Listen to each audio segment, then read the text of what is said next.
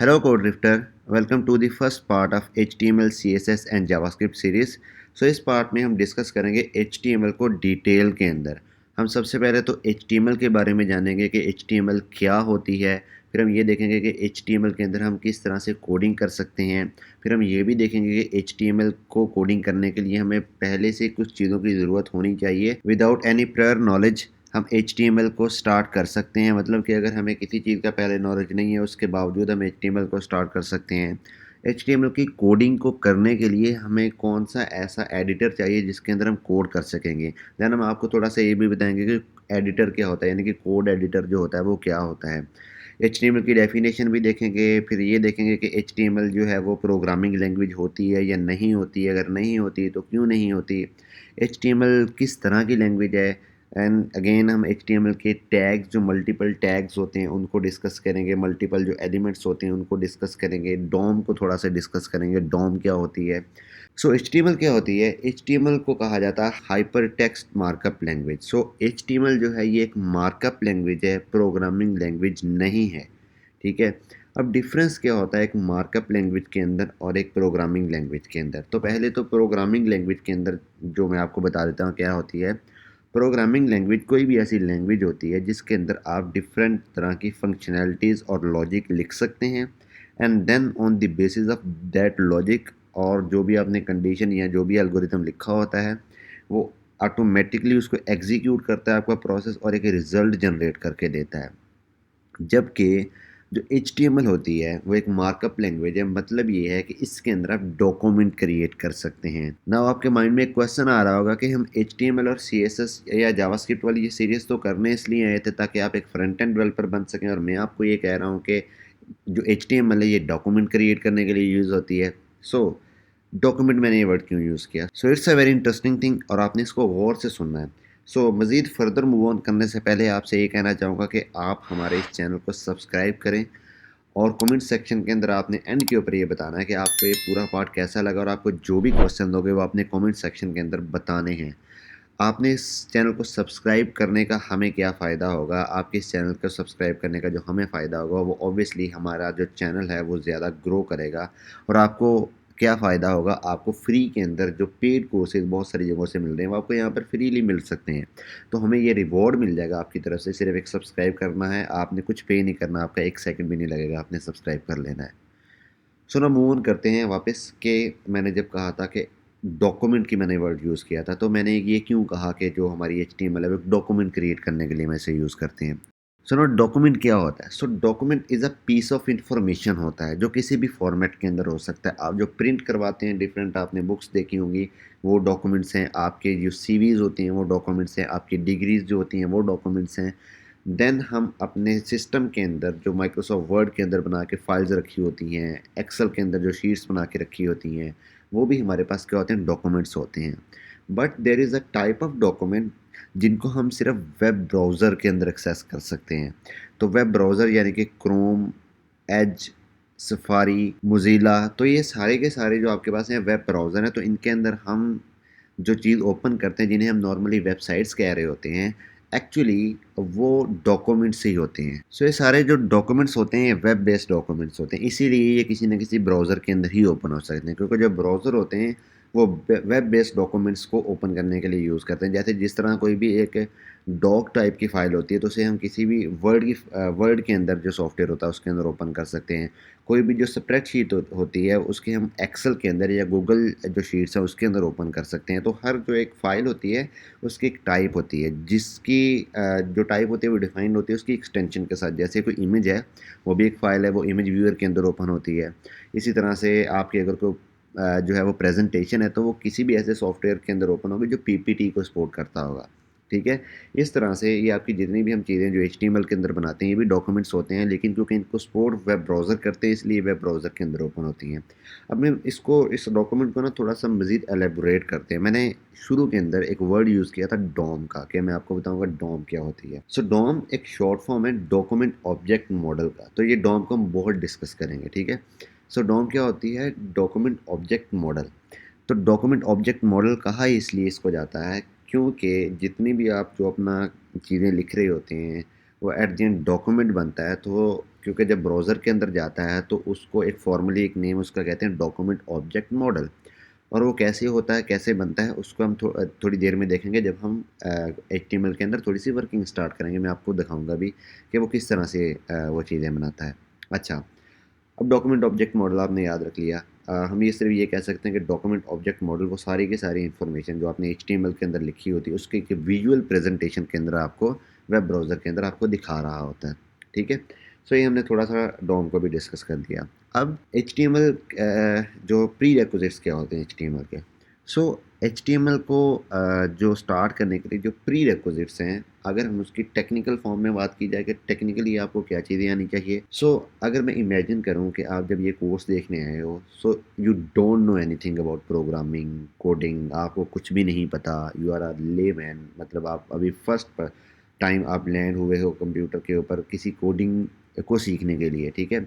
और this is the first course जिसको आप अभी देख रहे हो, तो आपको ऑब्वियसली इससे पहले कोडिंग से रिलेटेड कुछ भी नहीं पता होगा। तो अगर आपको इतने भी अगर कोई पर्सन कोई इतना भी जो है ना वो लेमैन हो और वो इतना ब्लैंक हो related to programming and coding, तो उसमें सिर्फ ही जस्ट नीड वन थिंग कि अगर उसके अंदर विल है कि उसने फ्रंट एंड डेवलपमेंट सीखनी है, सो यही उसकी प्रीरेक्विज़िट है कि उसके अंदर एक विल होनी चाहिए कि उसने अपनी फ्रंट एंड डेवलपमेंट या एचटीएमएल सीखनी है। अब एचटीएमएल को लिखने के लिए क्या किसी स्पेशल टाइप के एडिटर की ज़रूरत होती है? बिल्कुल भी नहीं होती। अगर आपके पास सिंपल नोटपैड है, आप नोटपैड को ओपन करके उसके अंदर एचटीएमएल सीएसएस लिख सकते हैं, ठीक है? इसके लिए किसी स्पेशल सॉफ्टवेयर की, किसी स्पेशल और तरह की ज़रूरत नहीं होती। अगर आप विंडोज़ के यूज़र हैं तो आपके पास नोटपैड होगी, अगर आप मैक के यूज़र हैं तो मैक भी प्रोवाइड करता है नोट्स, आप उसके अंदर लिख सकते हैं। अगर आप लिनक्स यूज़ करते हैं तो लिनक्स भी अपना टेक्स्ट एडिटर एक डिफ़ॉल्ट टेक्स्ट एडिटर जो है वो प्रोवाइड करता है। तो ये जो डिफ़ॉल्ट टेक्स्ट एडिटर हैं, सिंपल आप इनके अंदर क्या कर सकते हैं, एचटीएमएल जो है ना वो लिख सकते हैं। बस आपने सिर्फ़ एक चीज़ का ख़्याल रखना है कि जब आप इन फाइल्स को सेव करेंगे, तो इन फाइल को सेव करते हुए आपने जो इसकी एक्सटेंशन रखनी है वो रखनी है डॉट एचटीएमएल, क्योंकि जब आप इसकी एक्सटेंशन रखेंगे ना डॉट एचटीएमएल, तब ही एक एचटीएमएल की फ़ाइल बनेगी और तभी ये ब्राउज़र के अंदर ओपन होगी। ठीक है? सो ये तो हमने ये देख लिया कि हमें किसी तरह के टेक्स्ट एडिटर की ज़रूरत नहीं होती, बट स्टिल ताकि हमारा कोड जो एफ़िशिएंट रहे, जो मोस्टली लोग जो एक अच्छे कुछ कोड एडिटर जो यूज़ करते हैं, हम उस तरह का कोई कोड एडिटर यूज़ करें, हम शुरू से ही बेस्ट प्रैक्टिसेस को फ़ॉलो करें, तो उसके लिए there are so many code editor जिनके कुछ के मैं नेम ले लेता हूँ ताकि आपको पता होना चाहिए। जिनमें सबसे जो सिंपलेस्ट है वो है नोटपैड प्लस प्लस। ये एक बहुत अच्छा कोड एडिटर है। नोटपैड मैंने पहले नेम लिया था, but notepad plus plus is an other software. ठीक है, इसका नोटपैड से डायरेक्टली कोई ताल्लुक नहीं है। नंबर 2 के ऊपर आता है सबलाइम, आप सबलाइम को इंस्टॉल कर सकते हैं। नंबर 3 के ऊपर आता है एटम, आप एटम को इंस्टॉल कर सकते हैं। और नंबर 4 जो कि मेरा बहुत फ़ेवरेट है और मैं मोस्टली अपनी जो कोडिंग है इसी कोड एडिटर के ऊपर करता हूँ, इसे कहते हैं वीएस कोड या विजुअल स्टूडियो कोड। ठीक है, ये माइक्रोसॉफ्ट ने बनाया हुआ है। ये बहुत ही लाइट वेट है, ईज़ी टू यूज़ है, ईज़ी टू इंस्टॉल है और इसके अंदर आप मल्टीपल टाइप के जो है ना वो प्लगइन्स ऐड कर लेते हैं। अब प्लगइन्स क्या होती हैं, ठीक है? इसको मैं आपको तब बताऊँगा जब हम अपना वीएस कोड को इंस्टॉल कर लेंगे। तो अब हमारा पहला स्टेप है, जिस अभी थ्योरी हमने काफ़ी कर ली है, तो थ्योरी के बाद ये फर्स्ट स्टेप है जिसके अंदर अब अपने थोड़ा-सा प्रैक्टिकल स्टार्ट करते हैं।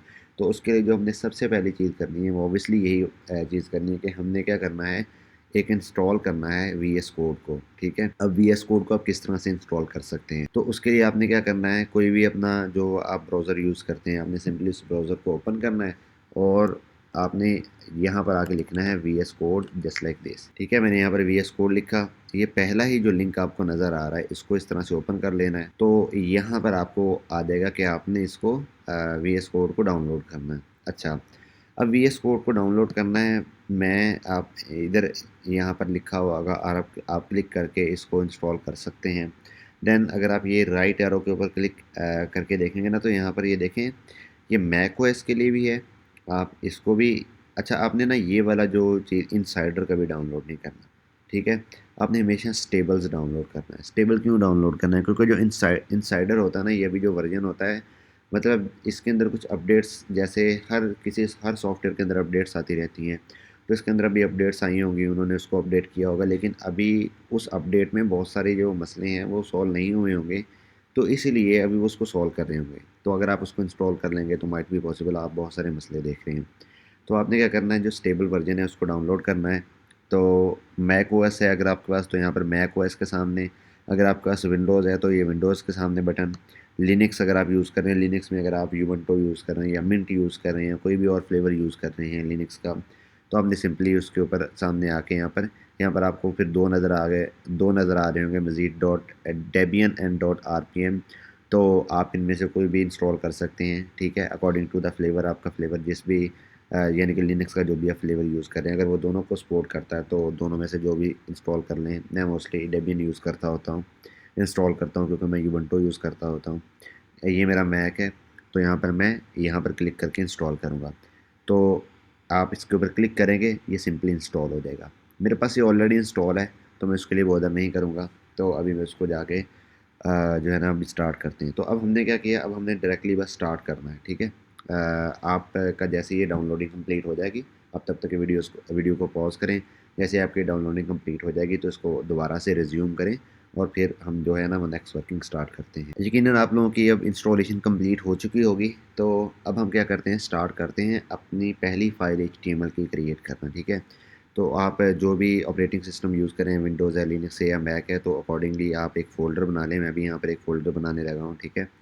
मैं यहाँ पर आके क्लिक करूँगा, ठीक है। मैं यहाँ पर आके एक फ़ोल्डर बना लेता हूँ किसी भी जगह पे, मैं इसके अंदर बना लेता हूँ एक फ़ोल्डर। अच्छा, अब इसके अंदर मैंने जो भी फ़ाइल क्रिएट करनी है, ठीक है, तो उसका मैंने जो एक्सटेंशन देनी है वो एक्सटेंशन मुझे देनी पड़ेगी .html, ठीक है। अच्छा, बल्कि ना उसको भी मतलब वो फ़ाइल क्रिएट करने के बजाय मैं इस फ़ोल्डर को ओपन करता हूँ, मैं इस पूरे फ़ोल्डर को ओपन करता हूँ, ठीक है। तो अब इस फ़ोल्डर को हमने किस में ओपन करना है, हमने ओपन करना है इसको VS कोड के अंदर। अब इसके 2-3 तरीके हैं, मैं आपको सारे बता देता हूँ। पहला तरीका तो ये है कि अगर आप विंडोज़ के ऊपर हैं, तो आप इस फ़ोल्डर के ऊपर जब राइट क्लिक करेंगे ना, तो आपको एक नज़र आ रहा होगा ओपन विथ, ठीक है। आप ओपन विथ के ऊपर जाएँगे, तो आपके पास मल्टीपल एप्लीकेशंस आ जाएँगी और आपने वहाँ से जो एप्लीकेशन जो सेलेक्ट करनी है, वो करनी है VS कोड, तो वो VS कोड के अंदर आपके फ़ोल्डर को ओपन कर देगा। दूसरा तरीका ये है कि आप अपना VS कोड को ओपन करें, जस्ट लाइक दिस, ठीक है। और आपने क्या करना, ओपन, यहाँ पर ओपन पे आना है, ठीक है।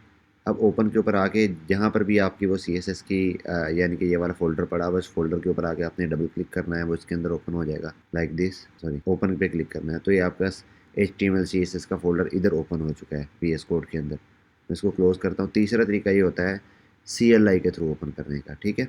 अच्छा, उसमें उसके थ्रू अभी मैं ओपन नहीं करवाता, वो थोड़ा सा एडवांस हो जाएगा। तो अभी हम ये पहले यही काम करेंगे कि सबसे पहले तो VS कोड को ओपन करेंगे।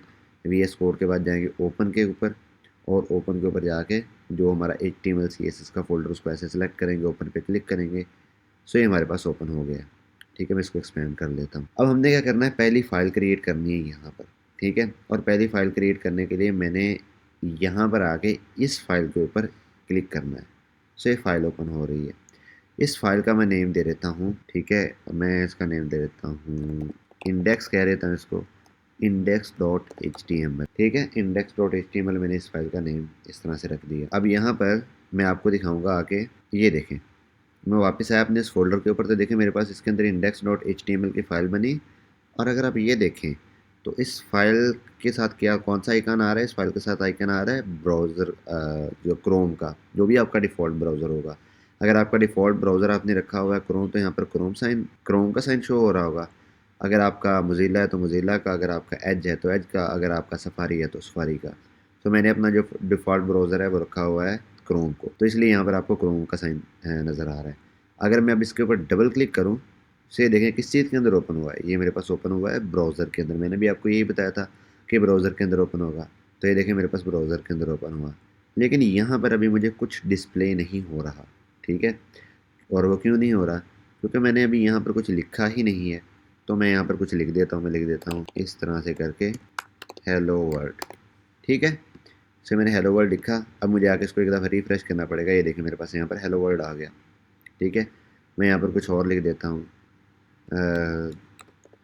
This is my first HTML file, right. अब यहाँ पर आता हूँ, इसको रिफ्रेश करता हूँ, ठीक है। So this is my first HTML file. तो इस तरह से आपके पास जो टेक्स्ट नज़र आ रहा होगा। बट ये तो HTML की अभी हमने फ़ाइल बनाई है, ठीक है। लेकिन HTML की फ़ाइल बना के इस तरह से उसके अंदर हम टेक्स्ट नहीं लिखते, बल्कि HTML को लिखने का एक प्रॉपर फॉर्मेट होता है। तो फॉर्मेट क्या होता है? सो उस फॉर्मेट को समझने के लिए मैं यहाँ पर दोबारा आता हूँ, और अब 2 वेबसाइट्स हैं, हम दोनों में से कोई भी एक यूज़ कर सकते हैं, ठीक है, एज़ अ डॉक्यूमेंटेशन। तो आप उनमें से जो मर्ज़ी यूज़ कर लीजिएगा। मैं यहाँ पर सिंपल अभी फ़िलहाल HTML लिखता हूँ। अच्छा, मैं इसको बंद कर देता हूँ। एक है W3 School, which is one of the most popular website to learn HTML। ठीक है, मैं इसको भी ओपन कर लेता हूँ। ठीक है, ये यहाँ पर ओपन हो गई। और दूसरी जो फाइल है जो है वो है मोज़िला डेवलपर। ठीक है, ये 2 हैं जो बहुत ही फ़ेमस वेबसाइट्स हैं। ये दोनों एक ही हैं। अगर आप देखोगे ना, ये और ये दोनों एक ही चीज़ हैं, तो दोनों में से कुछ भी डिफ़रेंस नहीं है। असल में ये मोज़िला ही है। सो ये मेरे पास है, क्या है, ये मेरे पास W3 स्कूल, ये मेरे पास मोज़िला developer.mozilla.org। सो ये 2 फाइल्स हैं। तो आप इनमें, सॉरी, वेबसाइट्स हैं, तो आप इनमें से कोई भी वेबसाइट यूज़ कर सकते हैं। तो मैं इसमें से जो वेबसाइट यूज़ करूँगा डॉक्यूमेंटेशन के लिए, वो मैं ज़्यादातर यूज़ कराऊँगा W3 स्कूल। सो W3 स्कूल के अंदर आते हैं, और HTML का मैं आपको थोड़ा-सा स्ट्रक्चर दिखाता हूँ कि HTML का स्ट्रक्चर क्या होता है। ये तो होम है, उन्होंने पहले ही एक फ़ाइल बनी हुई दे दी। तो मैं इंट्रोडक्शन पे जाऊँगा। ओके, सो HTML इंट्रोडक्शन की फ़ाइल जो है वो ओपन हो चुकी है। ठीक है। सो अगेन वही वाली बात, व्हाट इज़ HTML बताया हुआ है, मार्कअप लैंग्वेज है। ठीक है, और किस लिए होती है? वेब पेजेस को क्रिएट करने के लिए यूज़ होती है। उससे में वेब पेज क्या होता है? ऑब्वियसली एक डॉक्यूमेंट होता है, मल्टीपल उसके अंदर एलिमेंट्स होते हैं, राइट? सो ये सारी चीज़ें ही यहाँ पर डिफ़ाइन की गई हैं। सो जो मैंने बताया था कि HTML का जो भी हम एक बनाते हैं डॉक्यूमेंट, उसका एक प्रॉपर फॉर्मेट होता है। सो ये है वो फॉर्मेट। अगर आप इसको देखें तो ये जो पूरी लाइन है वो फॉर्मेट है। अभी मैं वन बाय वन इस टैग को आपको डिफ़ाइन करता हूँ, नीचे भी डिफ़ाइन किया हुआ है। ठीक है। सो सबसे पहले तो डॉक टाइप HTML है, इसको भी हम इग्नोर कर देते हैं। ठीक है, इसको नहीं अभी हम देखेंगे, ये मैं आपको बताऊंगा बाद में कि डॉक टाइप HTML क्यों यूज़ करते हैं। अभी हम जो देखेंगे वो देखेंगे HTML head, title, body, H1 and V1। सो जो भी HTML की फाइल होती है ना, जैसे मैंने आपको शुरू में बताया था, इंट्रोडक्शन में भी बताया था कि HTML क्या है, एक टैग बेस्ड लैंग्वेज है। अब टैग क्या चीज़ होती है? सो अगर मैं यहाँ पर VS कोड के ऊपर आऊँ, सो ये जो एंगुलर ब्रैकेट्स हैं, अच्छा, ये जो साइन होता है ना, लेस देन का और ग्रेटर देन का इकट्ठा जब इनको लगाते हैं तो हम इसे कहते हैं एंगुलर ब्रैकेट्स। ठीक है। सो इन एंगुलर ब्रैकेट्स के अंदर और ये कंप्लीट जो एंगुलर ब्रैकेट्स हैं, इनको जब हम इस तरह से लगाते हैं तो इन्हें हम कह देते हैं एक टैग। ठीक है। अब ये जो टैग होता है ना, ये टैग स्टार्ट हुआ, इसे, ये जब जो भी इस तरह का टैग का साइन होता है उसे कहते हैं स्टार्टिंग टैग। और जो टैग इस तरह से स्टार्ट हुआ लाइक दिस, फिर उसके बाद ये एक साइन आया इस तरह से, इसे कहते हैं क्लोजिंग टैग। ठीक है। सो ये क्या है, हमारे पास स्टार्टिंग टैग है या स्टार्ट टैग है, और ये क्या है, एंड टैग है। तो HTML एक टैग बेस्ड लैंग्वेज है। इसमें से जो भी टैग स्टार्ट होगा उसको हमने क्लोज भी करना है, ये ज़रूरी है। ठीक है। सो HTML जो है, जब हमने एक HTML का टैग बनाना है तो इस तरह से एक HTML का टैग बनाना है, और इस तरह से उस HTML के टैग को क्लोज भी करना है। ठीक है, लाजमी क्लोज करना है। सो HTML का टैग जो है वो, क्योंकि मैं VS कोड यूज़ कर रहा हूँ तो ऑटो क्लोज कर देता है। तो ये देखें, ये स्टार्ट हुआ, ये क्लोज हुआ। सो HTML की जितनी भी फाइल होती है उसका जो एक ही पेरेंट टैग होता है, दो नहीं होते, एक पेरेंट टैग होता है हर HTML की फाइल के अंदर, एक ही पेरेंट टैग होता है, उसे हम कहते हैं HTML। और HTML के अंदर आगे फर्दर दो टैग होते हैं, यानी कि इसके 2 डायरेक्ट चाइल्ड हैं। ठीक है, 2 डायरेक्ट चाइल्ड, एक को हम कहते हैं हेड, दूसरे को हम कहते हैं बॉडी। सो ये HTML की हमारे पास एक पेरेंट टैग आ गया, उसके अंदर एक हमारे पास हेड टैग आ गया, दूसरा हमारे पास बॉडी का टैग आ गया। बाकी जितने भी टैग्स हैं वो या तो हेड के अंदर आएंगे या बॉडी के अंदर आएंगे। तो अब हमने क्या देखा कि हमारे पास पेरेंट टैग एक है HTML, और उसके सिर्फ 2 डायरेक्ट चाइल्ड हैं। एक है हेड, जो कि इस तरह से हम लिखते हैं, और दूसरा होता है बॉडी, जो कि हम इस तरह से लिखते हैं। ठीक है। पेरेंट टैग क्या होता है? पेरेंट टैग वो होता है जिसके अंदर बाकी सारे टैग्स होते हैं। तो ये देखें, HTML यहाँ से स्टार्ट हुआ, यहाँ पर क्लोज हुआ, तो ये पेरेंट टैग है। किसका पेरेंट टैग है? हेड का एंड बॉडी का। ठीक है, क्योंकि ये इसके अंदर आ रहे हैं। तो हेड क्या है? चाइल्ड टैग है HTML का। बॉडी क्या है? चाइल्ड टैग है HTML का। अब जो हेड का टैग है उसके अंदर भी आगे फर्दर जो है ना वो मल्टीपल टैग्स होती हैं। जिनमें जो सबसे फेमस टैग है वो है टाइटल, लाइक दिस। अब ये जो टाइटल का टैग है, इसके अंदर टाइटल आएगा। अब वो टाइटल कहाँ पर शो होगा वो मैं अभी आपको बताता हूँ। यहाँ पर मैं फॉर एग्जांपल कह देता हूँ फर्स्ट पेज, ठीक है। ये मैंने यहाँ पर सिर्फ लिख दिया फर्स्ट पेज। देन ये बॉडी का टैग है। अब बॉडी के टैग के अंदर फर्दर बहुत सारे टैग्स होते हैं, ठीक है, जिनमें मैं अभी एक टैग जो यहाँ पर भी यूज़ हुआ है वो है H1। अब ये H1 किस लिए यूज़ होता है? ये यूज़ होता है हेडिंग के लिए। यहाँ पर बताया भी होगा कि element define a large heading, ठीक है। अब मैं बताऊंगा कि कितने होते हैं, हेडिंग्स कितनी तरह की होती हैं। अच्छा, अभी हम डिफाइन कर रहे थे HTML को। Root element of an HTML page, मैंने भी आपको यही बताया। हेड क्या होता है? Element contain meta information about HTML page. अब what does that mean meta information? अभी बताता हूँ। अभी सिर्फ हम इसकी जो है ना वो देख रहे हैं थोड़ी सी definition. Title element specify a title for the HTML page which is shown in the browser title, ठीक है। ये होता है जो टाइटल बार के अंदर जो चीज़ होती है ना, ये जो टाइटल बार के अंदर आ रही होती है। ये जो इंट्रोडक्शन टू HTML आ रहा है, ये टाइटल टैग के अंदर आ रहा है, ठीक है। जो अभी हमने फर्स्ट पेज लिखा था वो मैं आपको इधर दिखाऊंगा जब हम इसको रिफ्रेश करेंगे। उसके बाद आ जाता है हमारे पास body element define the document body and it container for all visible content. अच्छा, अब ये जो मेरे पास यहाँ से लेके, ठीक है, यहाँ तक बिल्कुल बॉटम तक, ठीक है, यहाँ तक, यहाँ से लेके यहाँ तक, यहाँ तक, ये सारे का सारा जो कंटेनर है ना, इसे कहते हैं बॉडी। तो जितना भी कंटेंट हम बॉडी के अंदर लिखते हैं वो इस पूरी विंडो के अंदर हमें नज़र आ रहा होता है।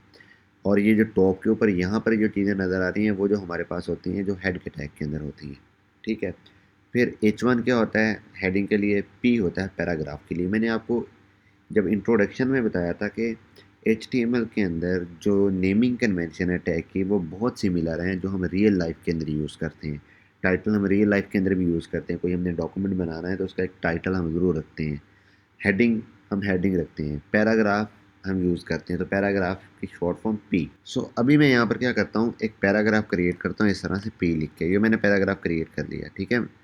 अच्छा, अब अगेन मैं थोड़ा सा एडवांस काम करना तो अभी नहीं करता। P लिखना है इस तरह से और फिर P का इस तरह से क्लोजिंग टैग।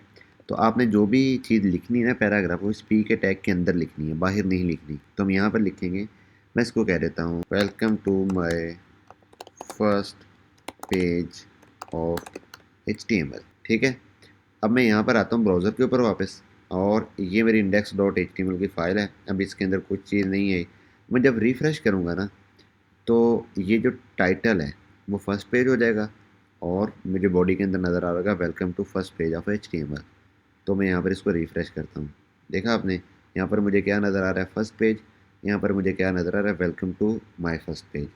तो आपने सक्सेसफुली एक वेब पेज क्रिएट कर लिया। अब अभी तो हमने पैराग्राफ बनाया है, तो कंटेंट जो हमारे पास होता है वो पैराग्राफ भी होता है, हेडिंग्स भी होती हैं। अब हेडिंग कितनी तरह की होती हैं? हेडिंग हमारे पास होती है H1 होती है, H2 होती है, ठीक है। मैं यहाँ पर लिखता भी जाता हूँ इस तरह से, ठीक है। देन H2 होती है, सॉरी H2, तो मैं कह देता हूँ H2। देन मैं क्लिक करता हूँ, मैं कहता हूँ H3, तो H3। देन दोबारा आता हूँ H4। सो ये H4 है। मैं असल में ये सारी इसलिए बना रहा हूँ ताकि आपको हेडिंग्स का डिफरेंस दिखा सकूँ, ठीक है। इसलिए मैं सारी बना रहा हूँ। H5, then H6। सिर्फ H6 तक होती है हमारे पास हेडिंग जो। तो यहाँ पर लिखता हूँ H6।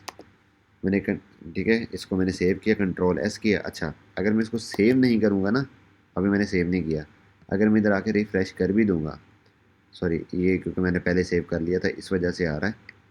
तो अगर मैं सेव नहीं करूँगा और रिफ़्रेश करूँगा तो मुझे नज़र नहीं आएगी। ये देखें, अब ये डिफरेंस होता है।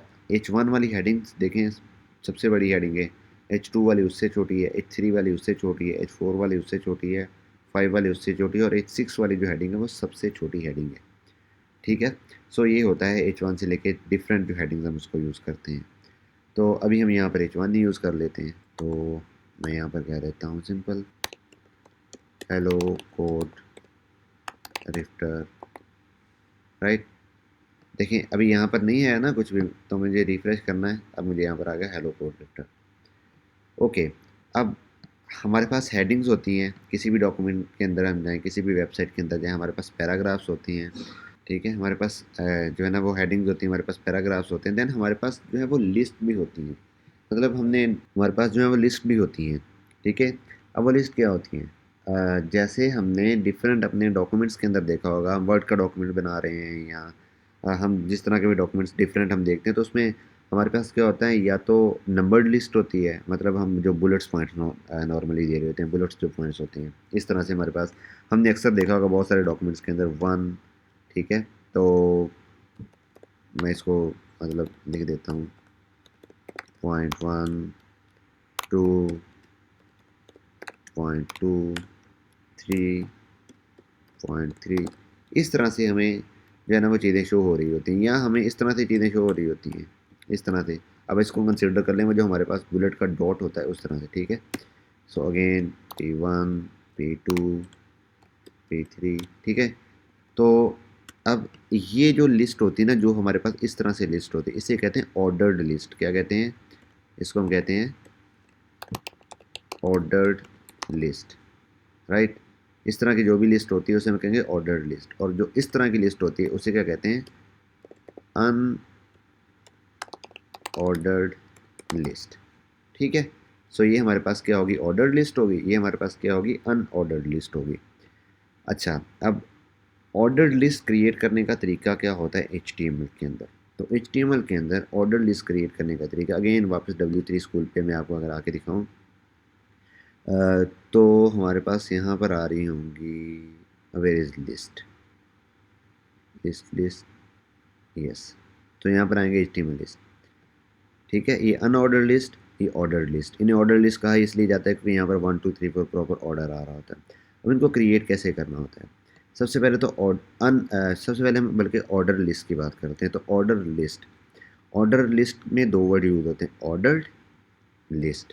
ऑर्डर का पहला वर्ड क्या है? ओ, और लिस्ट का पहला वर्ड क्या है? एल। तो ओ और एल को मिला के हम क्या कहेंगे? O L, order list. तो इसका जो टैग बनेगा वो बनता है ओ एल, यानी कि इस तरह से।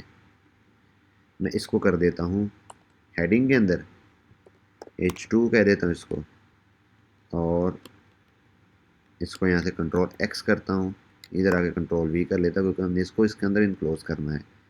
अब हमने क्या बनानी है? ऑर्डर लिस्ट बनानी है। तो ऑर्डर लिस्ट इस तरह से बनती है, यहाँ पर आपने लिखना है OL इस तरह से। ठीक है, और OL को क्लोज कर देना है। सो ये आपके पास आ गई ऑर्डर लिस्ट बन गई। अब इसके अंदर हर लिस्ट के अंदर क्या होते हैं? लिस्ट के अंदर आइटम्स होते हैं, जो P1 है या P2 है या P3 है, लिस्ट आइटम्स हैं। सो ये ऑर्डर लिस्ट के अंदर जब हमने लिस्ट आइटम बनाना है, तो list item again list item ऐसी है।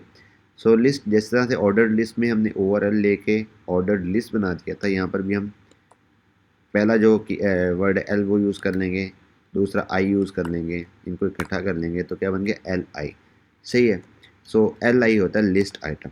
ये लिस्ट आइटम हमने बना लिया। तो यहाँ पर फॉर एग्जांपल मैं कह देता हूँ, हम यहाँ पर कुछ फ्रूट्स के नेम लिख देते हैं, एप्पल। ठीक है, अगेन LI, ऑरेंज। अगेन मैं यहाँ पर आके लिख देता हूँ LI, मैंगो। फिर LI, ग्रेप्स। ठीक है। अच्छा, ये मैं इसको फ़िलहाल यहाँ से ख़त्म कर देता हूँ।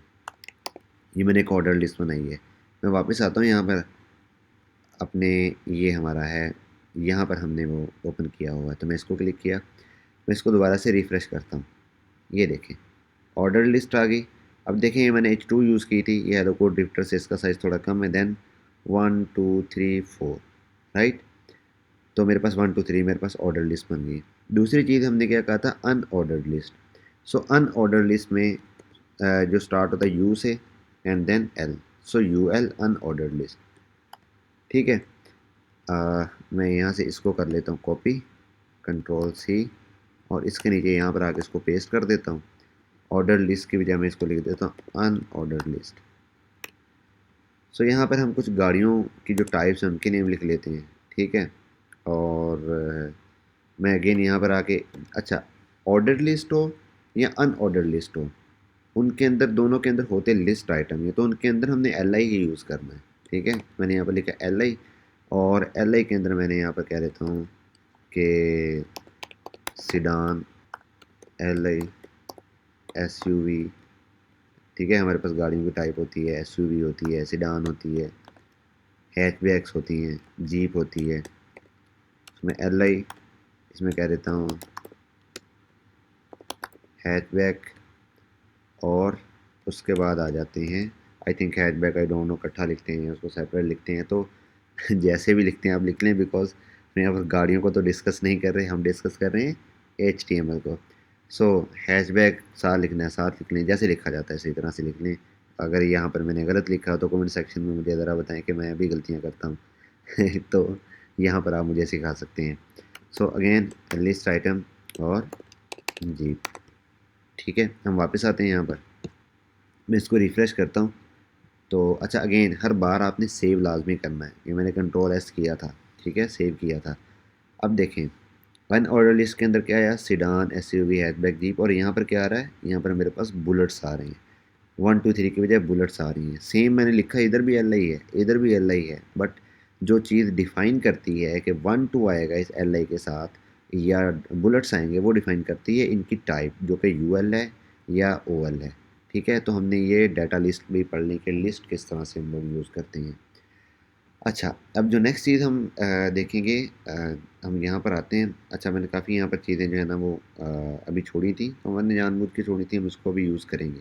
मैं डायरेक्ट लिस्ट के ऊपर आ गया था, ठीक है। अच्छा, लिस्ट के और भी बहुत सारी टाइप्स हैं, वो भी देख लेंगे, बट अभी नहीं देख रहे। अच्छा, अब उसके बाद जो चीज़ आती है पैराग्राफ के बाद आ जाती है, हम उसके बाद जो चीज़ देखेंगे वो देखेंगे लिंक्स को। अच्छा, लिंक्स को भी बाद में देखते हैं। पहले हम आ जाएंगे और पहले जिस चीज़ को हम देखेंगे वो देखेंगे टेबल्स को, ठीक है। अब टेबल्स क्या होते हैं, मैं इसको ओपन करता हूँ। अगेन आपने इस तरह के टेबल्स देखे होंगे, सो दीज आर टेबल्स, आपने लाजमी सब ने देखे भी होंगे, यूज़ भी किए होंगे, ठीक है। अब टेबल्स को क्रिएट करने का तरीका, अगेन वही वाली बात, रियल लाइफ में हम क्या वर्ड यूज़ करते हैं, टेबल। तो यहाँ पर अच्छा, अब हर दफ़ा आपने ये नहीं करना कि जैसे टेबल के लिए T यूज़ करना है, जिस तरह से हमने ऑर्डर लिस्ट के लिए OL यूज़ किया था या पैराग्राफ के लिए P यूज़ किया था। तो कुछ जगहों पे पूरे पूरे नेम भी, जैसे टेबल है तो यहाँ पर आपने पूरा टेबल ही लिखना है, ठीक है। अगेन जो टेबल्स होता है उसमें क्या चीज़ें होती हैं, उसमें रोज़ होती हैं, उसमें कॉलम्स होती हैं, ठीक है। तो हमने भी इसी तरह से टेबल के अंदर क्या बनानी है, रो। सो टेबल के अंदर रो बनाने के लिए यूज़ करते हैं TR stand for table row, ठीक है। और उसके बाद जो उसके अंदर ये कॉलम्स बनाने होते हैं, अब कॉलम के अंदर क्या होता है, कॉलम के अंदर या तो ये हेडिंग होगी, ठीक है, या इस तरह से सिंपल डाटा होगा। तो अगर तो कोई हेडिंग है जो इस तरह से बोल्ड हो, उसके लिए आपने यूज़ करना है TH, ठीक है। उसको हमेशा टेबल रो के अंदर यूज़ करना है। टेबल के अगेन टेबल के जो डायरेक्ट चाइल्ड होते हैं वो TR हो सकता है, TH नहीं आप उसके अंदर लिखोगे। TH जो है वो TR का जो चाइल्ड है। तो यहाँ पे TR के अंदर लिखा TH यानी कि टेबल हेडिंग, यानी कि हमने क्या लिखा TR के अंदर TH यानी कि table heading. Again this is table data. अगर TD यूज़ करेंगे तो हम एक टेबल बनाते हैं यहाँ पर छोटा सा। मैं यहाँ पर आता हूँ और यहाँ पर आके इसके नीचे बनाऊँगा, अगेन एक हेडिंग दे देता हूँ H2 की, टेबल इंट्रो, ठीक है। अब यहाँ पर मैं क्या बनाता हूँ, एक टेबल इस तरह से, इसके अंदर मैं क्या बनाता हूँ, एक TR, और TR के अंदर मैं क्या बनाता हूँ, अब एक मेरे पास टेबल रो बन गई है। अब इसके अंदर मैं क्या दूंगा, हमेशा याद रखना है कि टेबल रो के अंदर आपने कोई ना कोई चीज़ यूज़ लाजमी करनी है, वो टेबल डाटा हो या वो टेबल हेडिंग हो, ठीक है। तो अभी मैं यूज़ कर लेता हूँ टेबल हेडिंग यानी कि TH, और मैं यहाँ पर कहूँगा कि नेम, और दूसरा मैं कह देता हूँ TD, sorry again TH not TD, city, ठीक है। अभी देखें मेरे पास टेबल बनेगा जिसमें एक ही रो होगी और उस रो के अंदर 2 कॉलम होंगे। मैं आपको अभी दिखा देता हूँ, यहाँ पर आते हैं अपने जो है फाइल के ऊपर आएंगे, इसको रिफ़्रेश करेंगे। ये देखिए एक टेबल बना, उसके अंदर नेम और सिटी 2 कॉलम बन गए। अभी आप सोच रहे होंगे कि हमारे पास इस तरह का टेबल तो शो हुआ ही नहीं, ऐसा। अब ऐसा टेबल हमें इसलिए नहीं शो हुआ क्योंकि हमने टेबल की स्टाइलिंग नहीं की। स्टाइलिंग क्या होती है, कैसे होती है, उसको भी हम डिस्कस भी नहीं करें। स्टाइलिंग को हम डिस्कस करेंगे नेक्स्ट पार्ट के अंदर, जो कि हमारा पार्ट 2 है, ठीक है। उसके लिए हमें आपको पार्ट 1 कंप्लीट देखना पड़ेगा, एंड तक देखना पड़ेगा, ताकि पहले आप एट्रीब्यूट्स को, उन टैग्स को, जो हम बेसिक टैग्स हैं उनको एटलीस्ट सीख जाएँ। फिर जब हम जाएंगे ना CSS के ऊपर, तो ऑब्वियसली HTML तो उधर हम यूज़ कर ही देंगे, HTML अलॉन्ग दैट CSS, यानी कि स्टाइलिंग के लिए CSS यूज़ होती है। तो वो यूज़ करें होंगे। अभी आप सिर्फ इसी पार्ट पे फोकस करें, इस तरह का टेबल नहीं, बट हमें 2 कॉलम नज़र आ गए।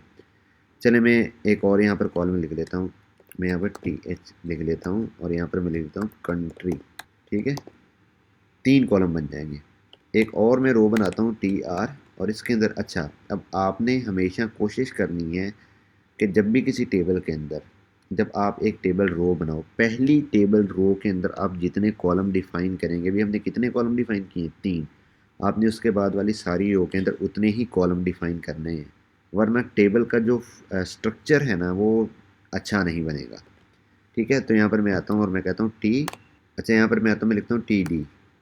TD के अंदर मैं पहले मैं लिख देता हूँ जॉन वॉकर, अगेन TD, और यहाँ पर मैं लिख देता हूँ लंदन, और अगेन TD, यहाँ पर मैं लिख देता हूँ UK या इंग्लैंड।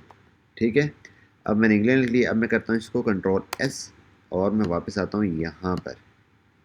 अब मैं यहाँ पर आके इसको रिफ्रेश करता हूँ। एक चीज़ सिर्फ यहाँ पर देखें, यहाँ पर मैंने TD लिखा है। उसकी वजह ये होती है कि आपने देखा होगा कि हर टेबल की जो सबसे टॉप रो होती है उसमें हेडिंग्स होती हैं, ठीक है, टाइटल्स होते हैं यानी कि हमारे टेबल्स के, और बाकी सारे में डाटा होता है। तो जो टाइटल्स मोस्टली बोल्ड रखते हैं इसलिए, यानी कि टाइटल्स ये हेडिंग्स, टेबल हेडिंग्स जो होती हैं। अब मैं यहाँ पर आके इसको रिफ्रेश करता हूँ तो ये देखें, ये देखें मेरे पास name John Walker, city London, country England आ गया। अब मैं यहाँ पर आके इस पूरी टेबल रो को कॉपी कर लूँ तो मैं यहाँ पर पेस्ट कर देता हूँ। ठीक है, ये मैंने काफ़ी दफ़ा पेस्ट कर दिया। मैंने Ctrl+S किया, सेव हो गया। वापस आते हैं तो ये देखें मेरे पास कितनी 1 2 3 और 4 मेरे पास रोज़ बन गई। तो ये हमने अपना टेबल क्रिएट कर लिया। ठीक है, ये मैंने यहाँ पर क्या कर लिया, अपना एक टेबल क्रिएट कर लिया। तो टेबल को भी हमने डिस्कस कर लिया। ठीक है, अब हम देखते हैं हमने नेक्स्ट किस एलिमेंट को डिस्कस करना है। नेक्स्ट जिस एलिमेंट को हमने डिस्कस करना है, अच्छा टेबल के अंदर हमने ना कितने टैग्स डिस्कस किए? टेबल का टैग, TR, TH और TD। तो हमने 4 टैग्स जो हैं वो टेबल के अंदर कवर कर लिए हैं। अच्छा, अब उसके बाद हम क्या करेंगे, उसके बाद जिस चीज़ पे हमने आना है वो है, अच्छा अभी हम सारे ना बॉडी के टैग्स को चेक कर रहे हैं। हेड के अंदर अभी मैं नहीं आया। हेड को भी अभी मैंने बताना है कि हेड के अंदर कितनी तरह के टैग्स होते हैं, हेड क्यों यूज़ करते हैं। हमने जो वर्ड यूज़ किया था मेटा डाटा, वो क्या होता है। तो अभी मैं सिर्फ बॉडी के टैग्स आपको दिखा रहा हूँ। तो बॉडी के टैग के अंदर जो नेक्स्ट टैग है वो है इमेजेस। अब इमेजेस जो है ना, आपने देखा होगा कि आपको इस तरह की बहुत सारी इमेजेस जो हैं हम लोग यूज़ कर रहे होते हैं। ठीक है, तो हमारे पास जितनी भी वेबसाइट्स होती हैं हमें वहाँ पर इमेजेस भी नज़र आ रही होती है। तो इमेजेस के लिए आप इमेज का टैग यूज़ करते हैं। अच्छा, इमेज का टैग यूज़ करने की बजाय ना, क्योंकि मेरे पास ये वाला जो पेज है ये ऑलमोस्ट इतना हैवी हो गया है, चलें कोई बात नहीं, मैं यहाँ पर इमेज तो एटलीस्ट यूज़ कर ही सकता हूँ। यहाँ पर मैं आता हूँ, मैं एक यहाँ पर वेबसाइट ओपन करता हूँ, अनस्प्लैश। अच्छा, अब अनस्प्लैश क्या होता है? अनस्प्लैश एक ऐसी वेबसाइट है जहाँ पर आप इमेजेस यूज़ कर सकते हैं। ये रॉयल्टी फ्री होती हैं, इनके ऊपर कोई कॉपीराइट स्ट्राइक किसी भी तरह की नहीं आती। तो ये मतलब इनको यूज़ करना अपनी वेबसाइट्स के अंदर एथिकल है, आप इनको यूज़ कर सकते हैं अगर आप पे नहीं करना चाहते। अदर देन दैट, अगर आपने कोई भी इमेज यूज़ करनी हो किसी भी वेबसाइट से तो आपको पेड, आपको परचेज़ करनी पड़ती है, उसके बगैर आप नहीं कर सकते यूज़। यहाँ से मैं क्या करता हूँ, इस इमेज के ऊपर आता हूँ और इसको मैं कर लेता हूँ डाउनलोड। ठीक है, मैं इसको कर लेता हूँ डाउनलोड। लिखा हुआ ना डाउनलोड फ्री, सो हम इसको फ्री डाउनलोड कर लेंगे। ये मेरे पास डाउनलोड हो चुकी है। तो मैं जाता हूँ, ये जिस भी फ़ोल्डर के अंदर गई है, डाउनलोड के फ़ोल्डर के अंदर गई होगी। ठीक है, तो यहाँ पर डाउनलोड के फ़ोल्डर के अंदर ये मेरे पास इमेज जो है वो आ चुकी है। मैं इसको यहाँ से क्या करता हूँ, कॉपी करता हूँ इस तरह से Ctrl+C करके, और Ctrl+C करने के बाद मैं यहाँ पर आता हूँ अपने यानी कि जो मेरा फ़ोल्डर है इसके अंदर आके मैं इसको कर दूँगा पेस्ट, यानी कि Ctrl+V। अगर आप मैक के ऊपर हैं तो Command+V। सही है, सही। यहाँ पर मैंने इसको पेस्ट कर दिया। इसका मैं नेम चेंज कर देता हूँ, मैं कर देता हूँ image1.jpg। अब इमेज किस तरह से हम यूज़ करते हैं, ठीक है, तो वो मैं आपको बताता हूँ। इमेज को यूज़ करने के लिए आपने सबसे पहले तो टैग यूज़ करना है। अच्छा, यहाँ पर है ना 2 इंटरेस्टिंग चीज़ें होंगी। एक चीज़ जो इंटरेस्टिंग होगी वो फर्स्ट चीज़ होगी, और वो मैं आपको बताऊँगा। मैंने यहाँ पे लिखा IMG, और ये ले। अब इमेज का जो टैग है ना, इसका कोई क्लोजिंग टैग नहीं होता। ठीक है, again it's an interesting thing. अभी तक मैं आपको बताता आ रहा हूँ जी, आपने जो भी टैग बनाना है उसको क्लोज़ करना है, जो भी टैग बनाना है उसको क्लोज़ करना है, और यहाँ पर आके मैं खुद ही अपनी बातों से मुकर रहा हूँ, ठीक है, कि मैंने आपको जिस बात पे लगाया अब यहाँ पर आके मैं उस बात को वायलेट कर रहा हूँ। बट इंटरेस्टिंग चीज़ ये है कि HTML के अंदर कुछ टैग ऐसे हैं जिन्हें कहते हैं सेल्फ क्लोजिंग टैग। क्या कहते हैं?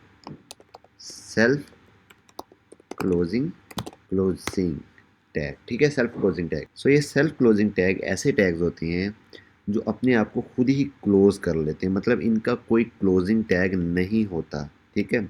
अब सेल्फ क्लोजिंग टैग है तो इसको क्लोज तो हुआ ही नहीं। मैंने तो कहा था कि क्लोजिंग टैग के लिए ये जो आपने एक छोटी सी यानी कि फॉरवर्ड स्लैश लगानी लाजमी है, यहाँ पर तो ऐसी कोई फॉरवर्ड स्लैश नहीं, तो ओपनिंग टैग तो है। क्लोजिंग सेल्फ क्लोजिंग टैग जो होते हैं उनके एंड के ऊपर आपने ये लगा देना होता है। ये सेल्फ क्लोजिंग टैग बन गया। ये थी पहली इंटरेस्टिंग चीज़, या और इंटरेस्टिंग ये इसलिए थी क्योंकि अभी तक जो मैंने आपको बताया था, यहाँ पर आके मैंने एक बड़ा सा यू टर्न लिया और यहाँ पर आके आपको कहा कि नहीं, सारे जो टैग्स होते हैं उनको क्लोज नहीं करना था, कुछ टैग जो है वो सेल्फ क्लोजिंग टैग भी होते हैं। अच्छा, दूसरी जो चीज़ है, मैं यू टर्न नहीं वहाँ पर ले रहा वो एक नई चीज़ है। वो चीज़ ये है कि देखिए अब इमेज तो हमने यहाँ पर लिख लिया, ठीक है। अब इमेज के अंदर ये वाला इमेज डिस्प्ले कैसे होगा? अब जितने भी टैग्स होते हैं ना हमारे पास HTML के, जो भी यहाँ पर हम लिखते हैं ये होते हैं टैग्स। एक दूसरी चीज़ भी HTML के अंदर यूज़ होती है, उसे हम कहते हैं एट्रीब्यूट्स। अब एट्रीब्यूट्स क्या होते हैं? Interesting thing. वापस आते हैं W3 स्कूल के ऊपर। W3 school is the best school, ठीक है HTML के लिए। सो यहाँ पर हम आएंगे एट्रीब्यूट्स के ऊपर, और एट्रीब्यूट्स में यहाँ पर हमारे पास क्या आ रहा है? एट्रीब्यूट्स क्या होते हैं? All HTML elements can have attributes. अब अगेन ये तो ये बताया कि एट्रीब्यूट्स होते हैं, मतलब जितने भी टैग्स हैं हर टैग के एट्रीब्यूट्स होते हैं। होते क्या हैं? Again question, what is attribute? So attributes provide additional information about elements. मतलब जो एट्रीब्यूट्स होते हैं वो हमारे पास इंफॉर्मेशन प्रोवाइड करते हैं हमारे जो भी हमने टैग यूज़ किया था उससे रिलेटेड। किस तरह की इंफॉर्मेशन? ठीक है। अब हर जो आपके पास HTML का एलिमेंट है उसके डिफरेंट एट्रीब्यूट्स होते हैं, एक तरह के नहीं होते। ये टैग तो अभी हमने पढ़ा नहीं, इसको देखते नहीं। इमेज का टैग अभी हम पढ़ रहे हैं, तो इमेज के टैग के अंदर एक एट्रीब्यूट आता है SRC। SRC शॉर्ट फॉर्म है सोर्स की। तो आपने जिस भी इमेज को इमेज टैग के अंदर डिस्प्ले करवाना है तो वो किसके अंदर आपने डिस्प्ले करवाना है? SRC एट्रीब्यूट के अंदर। तो SRC जो एट्रीब्यूट है इसमें से में आपने डिफाइन करना था वो URL, जो कि इमेज का URL या पाथ होता है, ठीक है। फिर वो आपको डिस्प्ले हो जाता है। अब पाथ देने के जो है ना वो अगेन जो है ना वो दो तरीके हैं, बल्कि तीन तरीके हैं। एक एब्सोल्यूट यूआरएल होता है, बल्कि दो ही है। दूसरा रिलेटिव यूआरएल होता है। अब what is the difference between absolute and relative URLs? सबसे पहले तो रिलेटिव की डिस्कशन कर लेते हैं कि रिलेटिव क्या होता है। सो यहाँ पर आना है, मैंने देना है SRC। अभी हमने कौन सा इमेज डिस्प्ले करवाना है? ये इमेज।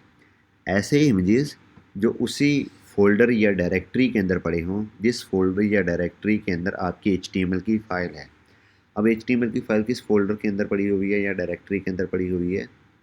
हमारे पास HTML एंड CSS के फ़ोल्डर के अंदर। और इमेज किस फ़ोल्डर के अंदर पड़ा हुआ है? इमेज भी उसी फ़ोल्डर के अंदर पड़ा हुआ है, ठीक है। तो ऐसे सारे इमेजेस जो कि या तो डायरेक्टली उस फ़ोल्डर के अंदर पड़े हुए हों, ठीक है, जो जिस फ़ोल्डर के अंदर HTML की फ़ाइल पड़ी हुई है, या वो उस फ़ोल्डर के अंदर पड़े हुए हों जो फ़ोल्डर HTML और CSS की फ़ाइल का सिबलिंग हो, ठीक है। अब इसका क्या मतलब है? सिबलिंग का क्या मतलब है? और ये index.html और image1.jpg इनका पेरेंट कौन सा है? HTML and CSS। तो ये दोनों आपस में क्या हो गए? सिबलिंग। अब फॉर एग्जांपल मैं यहाँ पर एक फ़ोल्डर क्रिएट करता हूँ IMG के नाम से, बल्कि मैं इसको रीनेम कर देता हूँ IMGS। रीनेम करने के लिए राइट क्लिक करेंगे, रीनेम यहाँ पर आ रहा होगा, क्लिक करके इसको रीनेम कर सकते हैं। तो इमेजेस, अब index.html एंड इमेजेस भी आपस में सिबलिंग है। तो मैं ये कह रहा था कि या तो जो इमेज हो, रिलेटिव पाथ की बात अभी हम कर रहे हैं, वो फोल्डर सॉरी वो इमेज डायरेक्टली उस HTML की फ़ाइल का सिबलिंग हो जिस फाइल के अंदर हमने इमेज को यूज़ करना है, या फिर वो जिस भी फ़ोल्डर के अंदर पड़ी हो वो फ़ोल्डर उस HTML की फ़ाइल का सिबलिंग हो। तो यहाँ पर हमारे पास जो है वो इमेजेस और index.html दोनों सिबलिंग है, लेकिन अभी इमेजेस जो है वो डायरेक्टली पड़ी हुई है। तो इसको देने का रिलेटिव पाथ देने का तरीका ये होता है कि आपने लगानी होती है फॉरवर्ड स्लैश इस तरह से करके, और उसके बाद आपने जो इमेज होता है उसका नेम दे देना होता है। यहाँ पर हमारे पास इमेज का नेम क्या है, यहाँ पर वैसे तो वो शो भी कर रहा है हमें इंटेलिजेंस, इसे कहते हैं इंटेलिजेंस। अगर नहीं भी करेगा तो हम इस तरह से लिख भी सकते हैं इमेज 1.jpg। ठीक है, अब मैं यहाँ पर आता हूँ और इसको आगे रिफ्रेश करता हूँ। सॉरी, एक चीज़ मैंने मिस कर दी, मुझे यहाँ पर क्या लगानी है, डॉट भी लगानी है। ठीक है, डॉट। ठीक है, पीरियड, इसे पीरियड भी कहते हैं। सो पीरियड का मतलब होता है, जब मैंने यहाँ पर पीरियड लगाता हूँ तो इसका मतलब ये होता है कि वो इस फोल्डर को पॉइंट आउट करना शुरू कर देता है। और फॉरवर्ड स्लैश का मतलब होता है कि उस फोल्डर के अंदर पड़ी हुई किसी भी चीज़ को मैं एक्सेस करना चाहूँ, जो कि मैं अभी यहाँ पर इस तरह से कर रहा हूँ।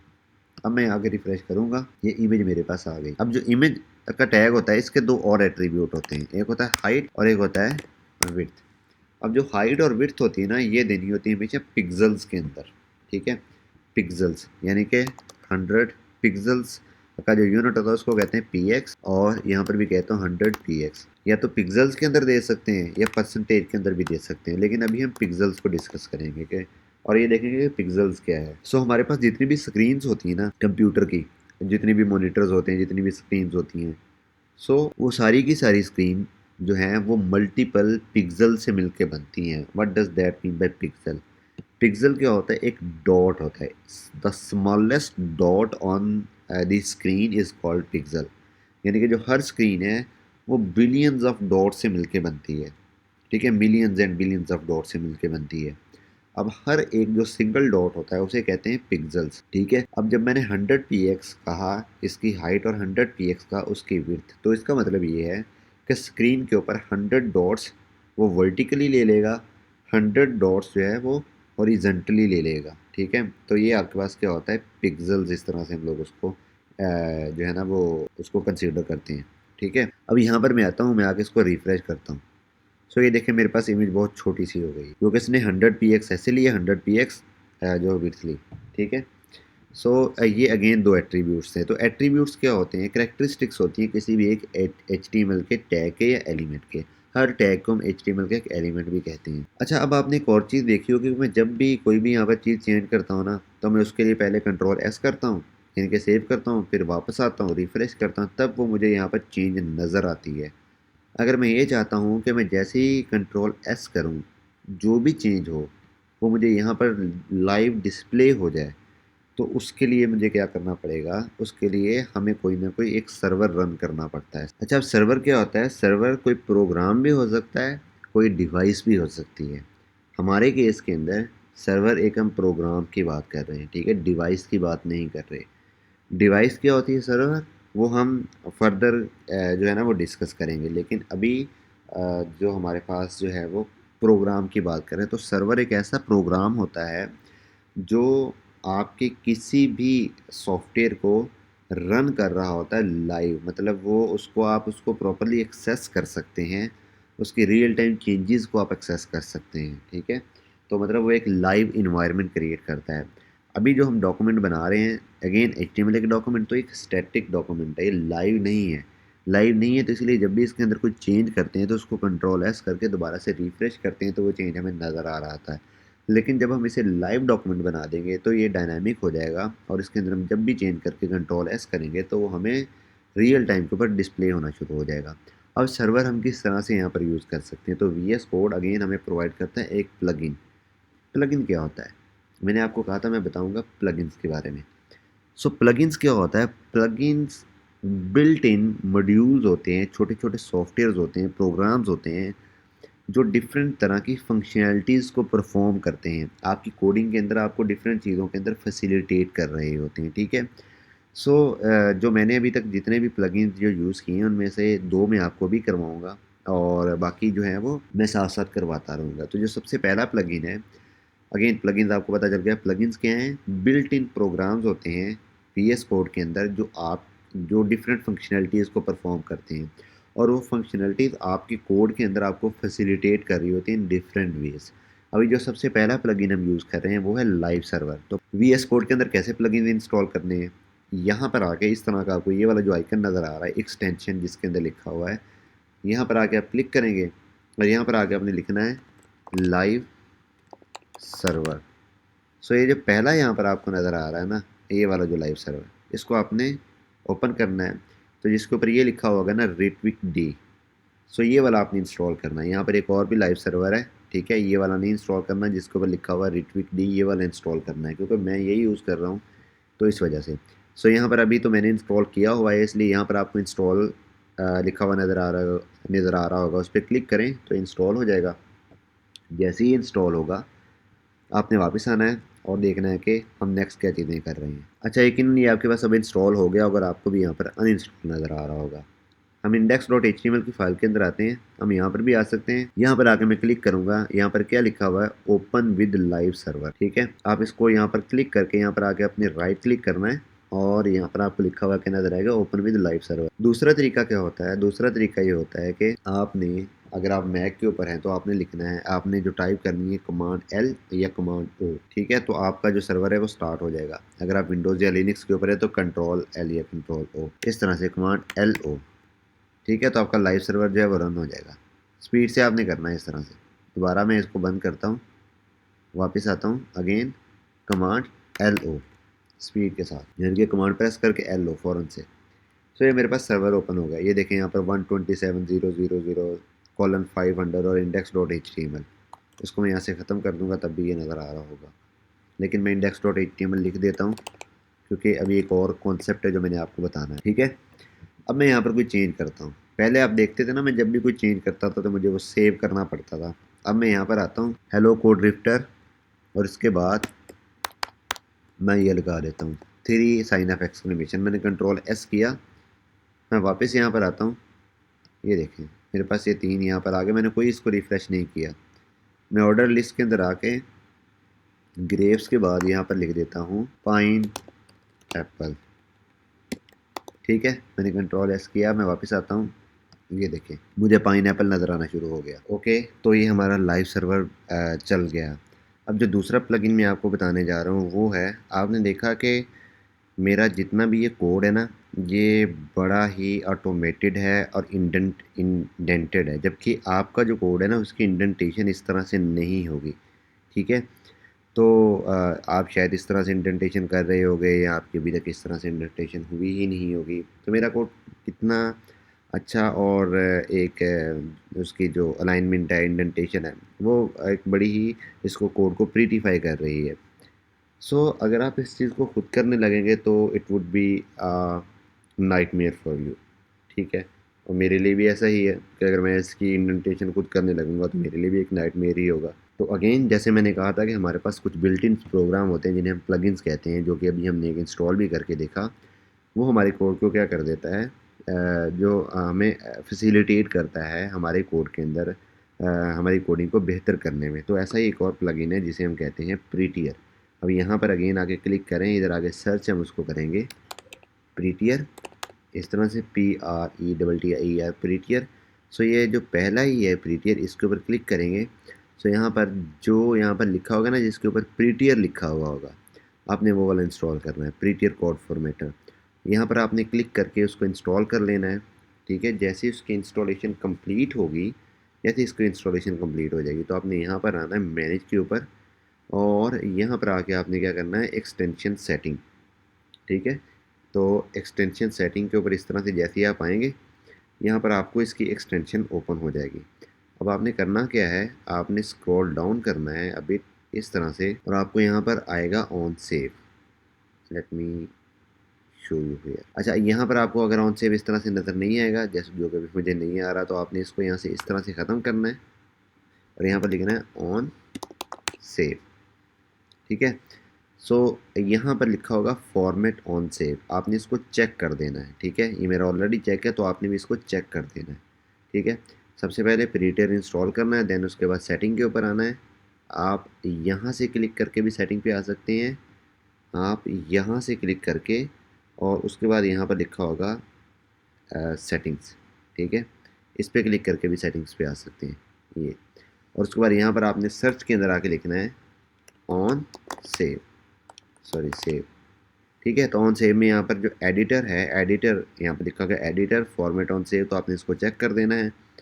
और फिर उसके बाद आपका जो डिफ़ॉल्ट फॉर्मेटर होता है ना, आपने उसको भी सिलेक्ट करना है, ठीक है।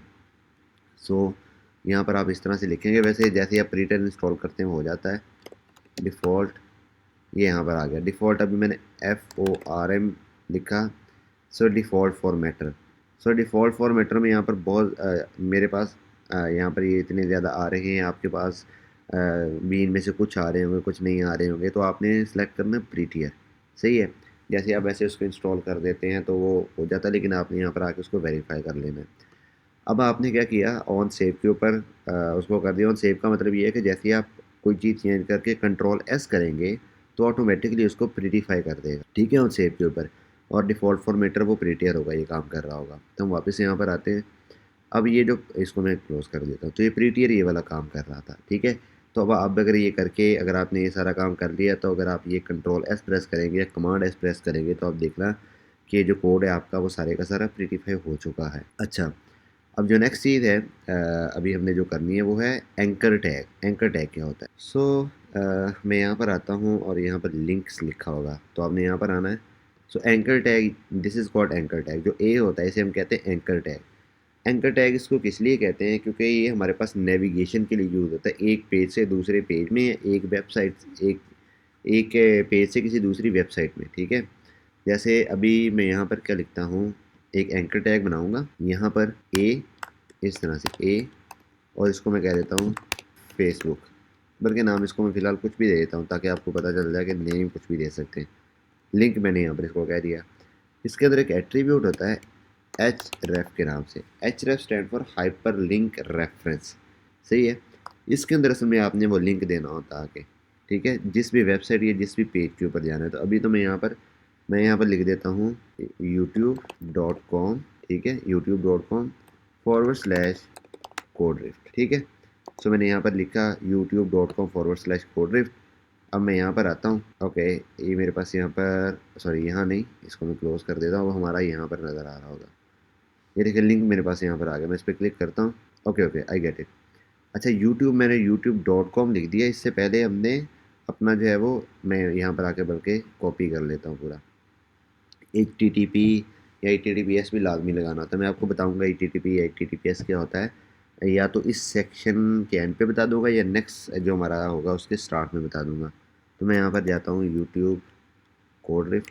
मैं इस पूरे को यहाँ से इस तरह से कॉपी कर लेता हूँ, यहाँ पर आके मैं इसको पेस्ट कर देता हूँ। आप यहाँ पर कोई भी लिंक दे सकते हैं। ठीक है। अब यहाँ पर ये इस तरह से मैंने पूरा लिंक बना दिया। अब मैं यहाँ पर आता हूँ, वापस आएंगे। ठीक है, अब मैं इस लिंक के ऊपर क्लिक करता हूँ। अगेन आई गेस मेरा सेव नहीं हुआ। अब ये सेव हो चुका है। मैं इसको एक दफ़ा रिफ़्रेश कर लेता हूँ, हार्ड रिफ़्रेश। उसके लिए Ctrl+Shift+R आप प्रेस कर सकते हैं। हाँ ठीक है। सो ये देखें, ये कोडरिफ्ट के ऊपर वो मूव ऑन कर गया। ठीक है। क्या आप एक फ्रंट एंड डेवलपर हैं और क्या आप जानते हैं हमारे फ्रंट कि एंड एक डेवलपर फुल बन स्टैक रहे हैं। अभी हम फ्रंट एंड डेवलपर बन रहे हैं। ठीक है। सो ये कोडरिफ्ट हमारे पास ओपन हो गया। ठीक है, इस तरह से आप किसी भी दूसरे प्लेटफॉर्म के ऊपर क्या कर सकते हैं, मूव ऑन कर सकते हैं। ओके, मैं वापस आता हूँ यहाँ पर। ठीक है। अब मैं यहाँ पर आके यहाँ पर लिख देता हूँ कोडरिफ्ट। तो जो भी आप एंकर टैग के अंदर लिखेंगे, सही है, जो भी आप एंकर टैग के ऊपर लिखे होंगे वो आपको यहाँ पर नज़र आएगा। सॉरी, यहाँ से मुझे बैक करना पड़ेगा। ओके, ये मुझे यहाँ पर कोडरिफ्ट नज़र आ गया। अब कोडरिफ्ट मुझे यहाँ पर इस तरह से नज़र आएगा। और इसके अंदर है असल में, अगर आप यहाँ पर देखें बॉटम के ऊपर ही इस जगह पे, ठीक है, आपने ना इस जगह पे गौर करना है। सो ये देखें, मुझे वहाँ पर क्या आ रहा है, जो हमारा लिंक होता है जो इसके अंदर लगा था, मुझे बॉटम के ऊपर नज़र आता है। जब इसके ऊपर हम क्लिक करेंगे तो वो यानी कि जैसे मैंने इसके ऊपर क्लिक किया तो ये देखें हमें यहाँ पर इसने क्या किया, मूव ऑन कर दिया। ठीक है, हम दोबारा वापस आ जाते हैं। सो ये हमारा एंकर टैग क्या होता है, हमारे पास एक पेज से, यानी कि हम किसी एक वेबसाइट से किसी दूसरी वेबसाइट के ऊपर जब मूव ऑन करते हैं तो उसके लिए यूज़ होता है। या विद इन दी वेबसाइट से अगर आपके पास मल्टीपल पेजेज हो। अभी हमारे पास एक ही पेज है, मैं यहाँ पर एक और पेज क्रिएट करता हूँ। अच्छा, एक नया पेज क्रिएट करने के लिए आपको एक नई HTML की फ़ाइल क्रिएट करनी पड़ेगी। तो मैं यहाँ पर आके इस फाइल के ऊपर क्लिक करता हूँ और इसको मैं कह देता हूँ about.html। ठीक है, मैंने अबाउट की फ़ाइल बनाई। अब अगर मैंने अबाउट, इस पूरे को मैं यहाँ से कर लेता हूँ Ctrl+A Ctrl+C, यहाँ पर आके Ctrl+V कर लेता हूँ। मैं यहाँ पर ये सारी चीज़ें यहाँ से फ़िलहाल ख़त्म करता हूँ, एक लिंक रहने दूँगा और P में लिख देता हूँ इट्स अबाउट पेज। ठीक है। इसको यहाँ से ख़त्म कर देता हूँ। अभी फ़िलहाल इधर कुछ भी नहीं लिखता, एक हैश लगा देता हूँ। अभी यहाँ पर आता हूँ, इसको यहाँ से ख़त्म करके यहाँ पर मैं क्या लिखूँगा, अबाउट। ठीक है। अच्छा, अब अबाउट के अंदर क्या होगा, अबाउट के अंदर यहाँ पर आके अगेन, अब जब आपने जो with in the application pages होते हैं ना, उनके ऊपर राउट करवाना होता है, तो उसका तरीकाकार ये होता है कि आप यहाँ पर आके इस तरह से फॉरवर्ड स्लैश लगाते हैं। अब अच्छा, अब डॉट नहीं लगानी, पीरियड नहीं लगाना, अब सिंपल इस तरह से फॉरवर्ड स्लैश लगानी है और उसके बाद अपनी उस फाइल का नेम दे देना है। तो हमारी फाइल का नेम क्या है, about dot H T M L. तो मैंने जब अबाउट के पेज के ऊपर मूव ऑन करना है तो मैंने यहाँ पर क्या लिखना है, about dot H T M L. और अबाउट के ऊपर ये आके यहाँ पर मैं क्या लिखूँगा, अच्छा अब यहाँ पर मैं दो चीज़ें लिख सकता हूँ। मैं यहाँ पर सिंपल ये लिख दूँ, ठीक है, या ये लगा के लिख दूँ index dot H T M L. इन दोनों का मतलब एक है, इसका और index dot H T M L पूरी फॉरवर्ड स्लैश लगा के लिख दूँ, दोनों का मतलब एक है।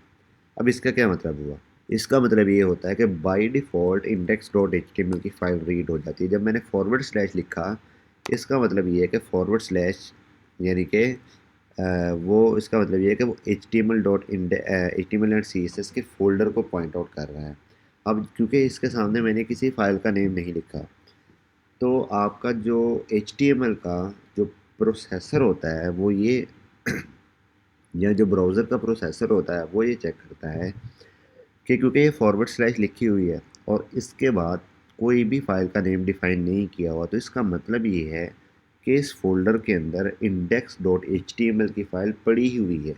ठीक है, तो इसको बाय डिफ़ॉल्ट रीड करता है। अगर आप उसको नहीं भी लिखोगे, सिर्फ फॉरवर्ड स्लैश लिख दोगे, तो उसको पता होता है कि फॉरवर्ड स्लैश का मतलब है कि यहाँ पर index dot H T M L की एक फ़ाइल पड़ी होती है, वो उसको डायरेक्टली रीड कर लेता है। ठीक है, मैं अभी नहीं लिखता और आपको दिखाता हूँ। सो अब यहाँ पर आते हैं, मैं अबाउट के ऊपर क्लिक करता हूँ, ये देखें हम अबाउट के ऊपर चले गए। ठीक है, यहाँ पर आ रहा है about dot H T M L. मैं यहाँ पर कोड रिफ्ट पर क्लिक करता हूँ, हम वापस इधर आ चुके हैं ना।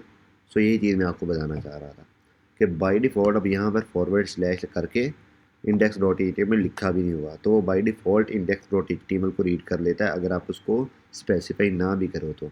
Index dot H T M L के अलावा जिस फाइल का जो भी नाम होगा उसको हमें स्पेसिफाई करना पड़ता है। सो ये हमने एंकर टैग को भी देख लिया। ठीक है, और हमने अच्छा, अब इस कोर्स के अंदर हमने बॉडी के अंदर जो टैग देखे उनको थोड़ा सा रिवाइज कर लेते हैं। हमने हेडिंग्स को देख लिया, पैराग्राफ्स को देख लिया, टेबल्स को देख लिया, एंकर टैग्स को देख लिया, यानी कि इमेजेस को देख लिया। अब जो दूसरी चीज़ जो रह गई है हमारे पास, एक तो ये रह गई है कि इमेजेस के अंदर जो एब्सोल्यूट पाथ होते हैं वो कैसे यूज़ करते हैं, और दूसरा हेड के अंदर जो मल्टीपल टैग्स हैं उनका क्या मतलब है। ऑब्वियसली बॉडी के अंदर अभी और भी बहुत से एडवांस टैग हैं जिनको अभी हम देखेंगे, बट उसको अभी हम नहीं देख रहे। उसका हम करेंगे जो सेकंड तो पार्ट में बनाऊंगा ना सी एस एस के ऊपर, सी एस एस की बेसिक्स जो हैं। थर्ड पार्ट जो होगा वो होगा एच टी एम एल के जो एडवांस टैग्स हैं विद सी एस एस के जो एडवांस कॉन्सेप्ट्स हैं। ठीक है, तो उसके अंदर तो फर्स्ट पार्ट हमारा एच टी एम एल का है, second part C S S basics का है, थर्ड पार्ट जो है advance H T M L and C S S का है। तो अभी हम यहाँ पर जो है वो स्टॉप करते हैं बॉडी के टैग को। अभी हम मज़ीद इसमें नहीं देख रहे, अभी हेड के ऊपर जाते हैं। सो हेड के अंदर हमने देखा था कि हेड के अंदर हमारे पास क्या होते हैं, मेटा टैग्स होते हैं। अब मेटा टैग्स का क्या मतलब है, मेटा टैग का मतलब ये होता है, मेटा सिंपली अगर मैं मेटा की बात करूँ तो Meta means information about information, यानी कि डाटा अबाउट डाटा। अब एच टी एम एल की फ़ाइल क्या है, एक डॉक्यूमेंट है, वेब बेस्ड डॉक्यूमेंट है, और कोई भी डॉक्यूमेंट हमें क्या प्रोवाइड करता है, एक इन्फॉर्मेशन प्रोवाइड करता है। अब इस एच टी एम एल की फ़ाइल ने जब किसी भी जगह के ऊपर जाके लोड होना है, ऑब्वियसली इसने किसी न किसी ब्राउज़र के ऊपर रन होना है, इसने किसी न किसी सर्वर के ऊपर डिप्लॉय होना है। इसका कोई ना कोई यूआरएल होगा, जैसे youtube.com है, उसको जब एक्सेस करना है तो एक्सेस करने के लिए हम समटाइम सिंपल लिखते हैं यूट्यूब। तो क्रोम हमें क्या करता है, जैसे कि मैं यहाँ पर आता हूँ, मैं यहाँ पर आके सिंपल लिख देता हूँ यूट्यूब। ठीक है, ये मैंने यूट्यूब लिखा और मैं इसको एंटर मार देता हूँ, ये मेरे पास यूट्यूब खुद ही यहाँ पर आ गया, मुझे ब्राउज़र के ऊपर शो होना शुरू हो गया। ऑब्वियसली यूट्यूब ओपन नहीं हुआ, लेकिन यहाँ पर शो होना शुरू हो गया। ये उससे रिलेटेड सारी इन्फॉर्मेशन आना शुरू हो गई। मैंने इस पर क्लिक किया, ठीक है, ये इसके सारे के सारे यहाँ पर ये ओपन होना शुरू हो गए। मैं वापस आता हूँ, मैं यहाँ पर आके क्लिक करता हूँ, यूट्यूब ओपन हो जाता है। यूट्यूब के यानी कि अब इसके अंदर मैं और भी बहुत सारी चीज़ें लिख सकता हूँ। जैसे मैं यहाँ पर वापस आता हूँ, मैं यूट्यूब नहीं लिखता, मैं यहाँ पर लिख देता हूँ कोड रिफ्ट। अब देखें, ये जो दूसरा ही मेरे पास लिंक आ रहा है, कोड ड्रिफ्ट का आ रहा है। मैंने तो कोड ड्रिफ्ट लिखा, कोड ड्रिफ्ट तो यूट्यूब के ऊपर एक चैनल है, कोई वेबसाइट तो है नहीं।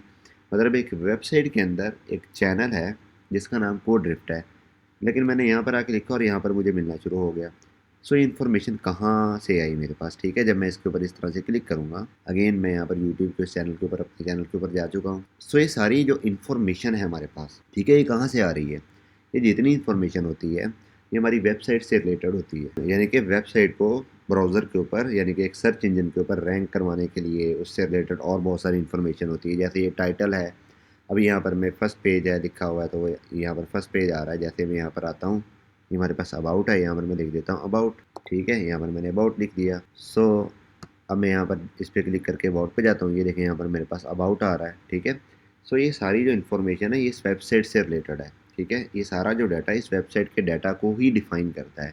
मतलब एक तो हमारे पास डाटा है जो हमें इन्फॉर्मेशन दे रहा है, लेकिन कुछ डाटा होता है जो उस डाटा को भी डिफाइन कर रहा होता है, जो मोस्टली जो यूज़र, यानी कि जो यूज़र उसको एक्सेस कर रहा था उससे रिलेटेड चीज़ें नहीं होती, बल्कि वो सिस्टम्स होते हैं जिनके थ्रू, यानी कि वो चीज़ें एक्सेस होनी थी। जैसे कोई सर्च इंजन हो गया, जैसे हम कोई यूआरएल टाइप करते हैं। सो इतनी इस तरह की जितनी भी चीज़ें होती हैं उनको हम डिफ़ाइन करते हैं अपने हेड के टैग के अंदर, ठीक है। तो हेड के टैग के अंदर हम क्या चीज़ें डिफ़ाइन करते हैं? Meta data. मेटा डाटा क्या होता है? मैंने आपको बता दिया, data about data. Data about data क्या होता है? जो हमारी इस वेबसाइट को डिफ़ाइन करता है इन डिफरेंट वेज़, इन की डिफरेंट कीवर्ड्स हम यहाँ पे यूज़ करते हैं। इसके अंदर जो मोस्ट प्रोबेबली जो सबसे मोस्ट इंपॉर्टेंट जो हमारे पास टैग होता है वो होता है टाइटल का टैग। टाइटल के टैग के अलावा भी हमारे पास और कुछ टैग होते हैं जिन्हें हम कहते हैं मेटा टैग, लाइक दिस, ठीक है। मैं यहाँ पर आता हूँ अगेन W3 स्कूल के ऊपर, तो यहाँ पर मैं आपको आके दिखाऊंगा हमारे जो मेटा टैग्स होते हैं वो कौन कौन से होते हैं। I guess HTML meta tag, ठीक है। सो यहाँ पर देखें मेटा टैग 4 सेट UTF-8। अब 4 सेट मीन करेक्टर सेट, मतलब ये है कि जब हम किसी अपनी एप्लीकेशन को लिख रहे हैं, बना रहे हैं, ठीक है, तो उसके अंदर हम किस तरह का करेक्टर सेट यूज़ करते हैं। तो डिफरेंट टाइप के करेक्टर सेट हैं, UTF-8 है, और भी बहुत सारे हैं, आस्की है, ठीक है। तो इस तरह के बहुत सारे करेक्टर सेट हैं, बहुत सारे कोड्स हैं जी, ठीक है। तो हम जो 4 सेट यूज़ करते हैं मोस्टली वो UTF-8 यूज़ करते हैं। कुछ लोग EN-US यूज़ करते हैं, आपने देखा होगा, ठीक है। EN-US होता है, और भी बहुत सारे होते हैं करेक्टर सेट्स जो होते हैं। अच्छा, सॉरी, आस्की कोड नहीं, वो मैंने गलत बोल दिया था। UTF-8, EN-US, इस तरह के मल्टीपल, क्योंकि हर डिफरेंट लैंग्वेजेस होती हैं, हर लैंग्वेज के डिफरेंट कैरेक्टर्स होते हैं, तो हमने बताना होता है, डिफाइन करना होता है कि किस तरह के कैरेक्टर यूज़ होंगे हमारी इस वेबसाइट के अंदर। अच्छा, फिर इस तरह से डिस्क्रिप्शंस होती हैं। डिस्क्रिप्शन हमारे पास ये होती है कि समटाइम हमने देखा होगा कि जब हम किसी चीज़ का लिंक किसी को शेयर करते हैं, तो व्हाट्सएप के ऊपर या फेसबुक के ऊपर, तो एक डिस्क्रिप्शन शो होना शुरू हो जाती है, तो वो डिस्क्रिप्शन यहाँ से आ रही होती है, ठीक है। देन कीवर्ड्स जो भी मैंने बताया कि मैंने सिंपल कोड रिफ लिखा तो वहाँ पर शो हो गया। तो ये कीवर्ड्स जो होते हैं ये नॉर्मली इसलिए होते हैं कि जब कोई बंदा किसी गूगल के ऊपर आके या किसी भी सर्च इंजन के ऊपर आके जब सर्च करनी स्टार्ट करता है, तो उसको वेबसाइट वहाँ पर नज़र आना शुरू हो जाए उन कीवर्ड्स की बेस पे। देन ऑथर्स, देन ये व्यू पोर्ट होता है, ठीक है। व्यू पोर्ट अगेन ये बताता है कि डिवाइस का जो इनिशियल स्केल होगा वो क्या होगा, मतलब जो डिवाइस जो स्टार्ट हो रही होगी तो उसका स्केल क्या होगा, ठीक है। तो हम डिवाइस की स्केलिंग कर सकते हैं, मतलब इसका जो ये अभी जो कंटेंट लिखा हुआ है इसको मैं ज़्यादा जो है वो जूम कर सकता हूँ, या जो उसको मैं कम कर सकता हूँ। तो इनिशियल स्केल उसका 0 है, ठीक है। और जो इसकी विड्थ है, डिवाइस विड्थ यहाँ पर देखिए, मतलब जितनी डिवाइस की विड्थ है उतनी टोटल वेबसाइट की विड्थ हो जानी चाहिए। व्यू पोर्ट इसका इतना दे देना चाहिए। तो ये सारी वो चीज़ें होती हैं, और इस तरह के डिफरेंट मेटा टैग्स होते हैं जो हम वहाँ पर यूज़ करते हैं। ये उसने सारी चीज़ें यहाँ पर डिफाइन भी की हुई हैं, ठीक है। अच्छा, सो ये हमारे पास थोड़ा सा हेड से रिलेटेड चीज़ें होंगी। देन अगर हमने कोई CSS की फ़ाइल बनाई है, किसी दूसरी फ़ाइल को लिंक करना है, तो उसको भी हम यहाँ पर मोस्टली हेड के टैग के अंदर आके कर सकते हैं, ठीक है। हेड के टैग के अंदर आके, मतलब अगर कोई जावास्क्रिप्ट की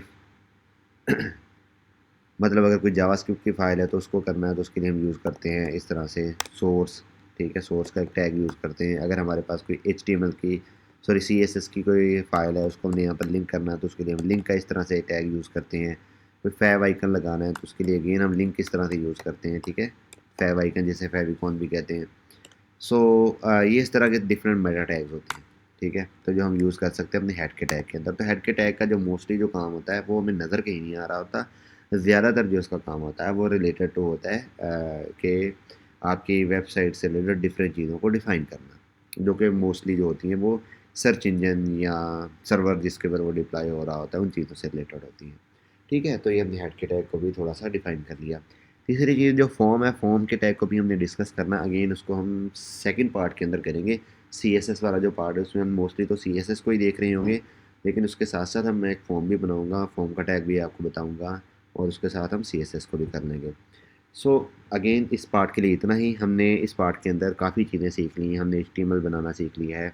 अब मैं आपको एक छोटा सा टास्क देने जा रहा हूँ, ठीक है, और वो टास्क क्या है? तो टास्क आपका ये है कि आपने इस तरह से एक पेज बनाना है जिसमें आपको यहाँ पर दो लिंक नज़र आ रहे होंगे, यानी कि एंकर टैग है असल में, एक शॉप, एक अबाउट, और ये पेज कौन सा है? ये होम पेज है, यहाँ पर आपको नज़र आ रहा है, ठीक है, ये होम पेज है। जैसे आप शॉप के बटन पे क्लिक करेंगे तो ये शॉप के पेज के ऊपर जाएगा, लिखा हुआ होगा welcome to shop page, it's shop page. यहाँ पर आपको टाइटल के अंदर शॉप नज़र आ रहा होगा, और आपको जो ऊपर दो टाइटल नज़र आ रहे होंगे, यानी कि जो दो लिंक हैं वो है होम के और अबाउट के।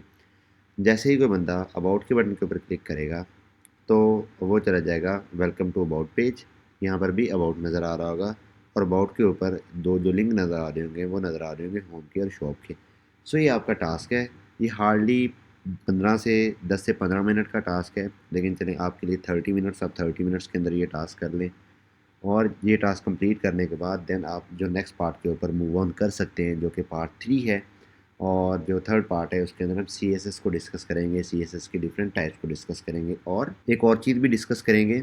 वो चीज़ बताने से पहले अगेन मैं लास्ट पे आपको ये कहना चाहूँगा कि देखें, हम जितने भी कोर्सेज़ बनाते हैं उसको हम बिल्कुल स्क्रैच से बनाते हैं, बहुत ही माइनर से माइनर कॉन्सेप्ट को भी कवर करवाने की कोशिश करते हैं, ताकि आप जब इंटरव्यू के अंदर जाके अपेयर हों तो आप उसको क्रैक कर सकें। मतलब कोर्सेज सिर्फ इसलिए ही हम नहीं बनाते कि आप कोर्स करें एंड दैट्स इट, क्योंकि कोर्स इस तरह से डिज़ाइन हम लोग करते हैं कि आप इस कोर्स को करके कॉन्फिडेंटली किसी भी जगह पे इस पर्टिकुलर कोर्स से रिलेटेड अगर कोई भी पोजीशन आती है तो आप उसका जाके इंटरव्यू क्रैक कर सकें। इसलिए हम छोटी छोटी चीज़ों को बड़ी डिटेल के अंदर एलेबोरेट करते हैं।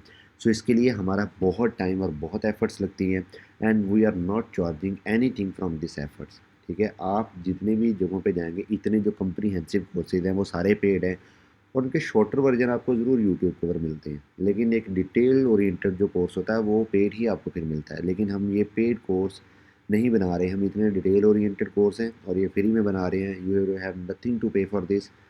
आप डायरेक्टली यूट्यूब के बताते हैं, कोड ड्रिफ्ट के ऊपर आएँ और कोई भी हमारा फ्री ऑफ कॉस्ट देख सकते हैं जो कोर्स है। तो आपने क्या करना है, हमारे इस चैनल को सब्सक्राइब करना है। सब्सक्राइब का बटन नीचे भी लगा हुआ है, 2 सेकंड लगेंगे आपको क्लिक करने में। आपका सब्सक्राइब के बटन के ऊपर आपने क्लिक करना है, हमारा चैनल सब्सक्राइब हो जाएगा। लाइक के बटन के ऊपर क्लिक करना है, ये वीडियो लाइक हो जाएगी। एंड कमेंट सेक्शन के अंदर आपने कमेंट करना है, अगर आपको ये वीडियो पसंद आई हो तो भी, अगर आपको इसके अंदर कोई फीडबैक देना है तो भी, अगर आपका कोई क्वेश्चन है तो भी।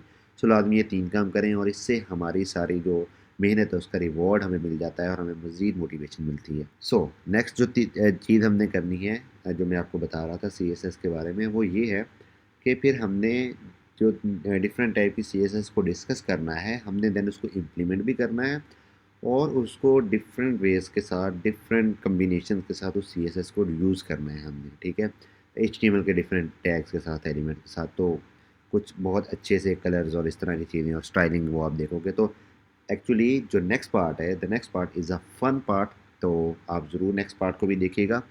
तो हम मिलते हैं आपको नेक्स्ट पार्ट के अंदर। Thank you so much for watching this first part.